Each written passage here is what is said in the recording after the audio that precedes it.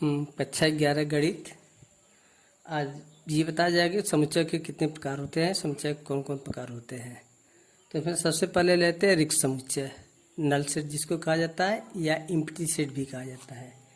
तो ये हमारा रिक्त, जैसे ये प्रकार से मालूम कि रिक्त समुच्चय यानी ऐसा समुच्चय जिसमें एक भी एलिमेंट ना हो, यानी ऐसा समुच्चय जिसमें एक भी अवयव उपस्थित न हो, तो हमारा क्या कहलाता है, रिक्त समुच्चय कहलाता है। ठीक है। और वैसे भी यदि असंभव गुण द्वारा ये प्रदर्शित किया जाए या असंभव घटना भी एक हमारा क्या होता है, रिक्त समुच्चय होता है। या तो उदाहरण के लिए ये भी लेते हैं, जैसे हमारा है एक्स स्क्वायर बराबर 4, ये हम ले एक्स स्क्वायर बराबर 4।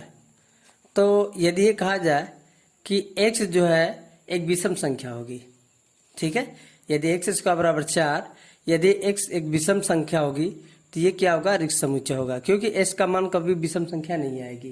तो ये हमारा जो है, ये हमारा रिक्त समुच्चय कहलाएगा। और वैसे जैसे हम लेते हैं दूसरा उदाहरण लेते हैं, x equal to naught x,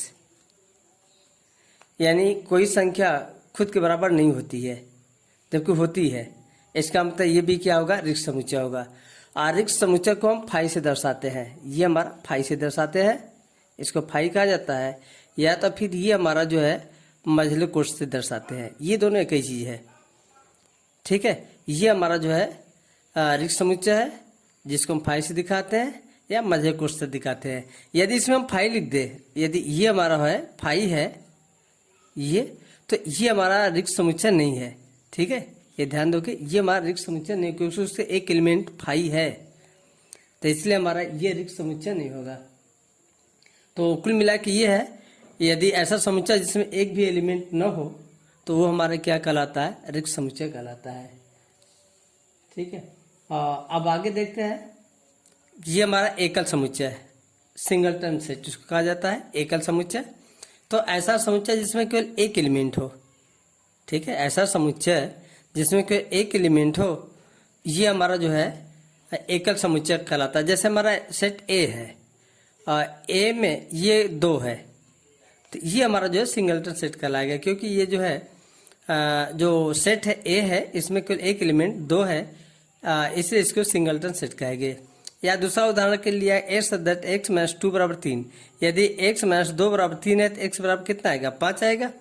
देखोगे यहाँ पे x का केवल एक ही वैल्यू आएगी, 5 आएगी, इसलिए एकल समुच्चय होगा। यानी x माइनस 2 बराबर 3 है तो x बराबर कितना आएगा, 5 आएगा, ये हमारा एकल समुच्चय कहलाएगा।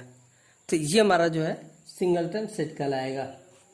इसका और भी उदाहरण लिया जा सकता है, यदि x पूर्णांक है, जैसे x सच दैट x, ठीक है, और x हमारा एक पूर्णांक है, ये हमारा जो है x क्या है, पूर्णांक है। और जहाँ पर जो है x is greater than 4 A less than 6, यदि हम ये लिखे कि x एक पूर्णांक संख्या है जो 4 से बड़ा है, 6 से छोटा है, तो वो हमारा क्या होगा, 5 ही होगा, केवल 1 होगा। तो ऐसे में ये हम कह सकते हैं कि ये भी क्या होगा, एकल समुच्चय होगा। अब आगे चलते हैं, परिमित समुच्चय, फाइनाइट सेट।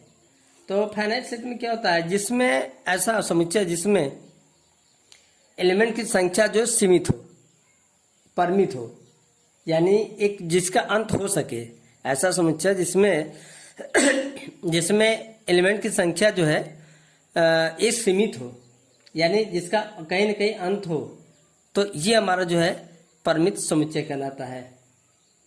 जैसे हम ले लेते हैं, एक समुच्चय ए है, ठीक है, इसमें एलिमेंट जो है ये हमारा सोल ले ए ई आई ओ यू, तो इसमें देखिए कि 5 एलिमेंट है, तो ये हमारा क्या होगा, परिमित समुच्चय होगा।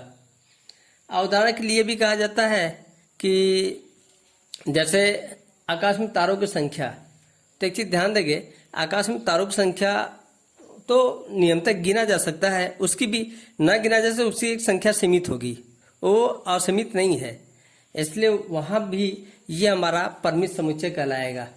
या भारत में राष्ट्रपतियों की संख्या या भारत में प्रधानमंत्रियों की संख्या, ये सब जो है हमारा जो क्या होगा, परिमित समुच्चय होगा। ठीक है, ये सब हमारा जो है परिमित समुच्चय कहलाता है। या अब चलते हैं इसके आगे, देखते हैं अपरिमित समुच्चय। ये है चौथा जो है अपरिमित समुच्चय। ये है अपरिमित समुच्चय।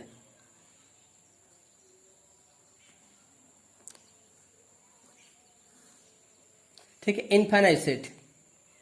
तो अपरिमित जैसे कहा जाता है, अपरिमित है, इनफाइनाइट है, जिसमें ऐसा समुच्चय जिसमें जो है एलिमेंट की संख्या जो है अनंत हो, यानी जिसको काउंटिंग न किया जा सके, जिसको गिना न जा सके। ऐसा समुच्चय जिसमें एलिमेंट की संख्या को गिना न जा सके, ये हमारा अपरिमित समुच्चय कहलाता है। जैसे ए, ये बराबर होगा 1 2 3, ये एंड सो ऑन, इस तरीके का। तो इसमें जो है हमारा क्या होगा, इसमें एलिमेंट की संख्या जो है सीमित नहीं होगा, तो ये हमारा जो है परिमित समुच्चय कहलाता है। जैसे हमारा Z+ है, Z+ का मतलब होता है इंटीजर, धन पूर्णांक। तो धन पूर्णांक बहुत से हो गए, ये भी जो है कोई सीमा नहीं है।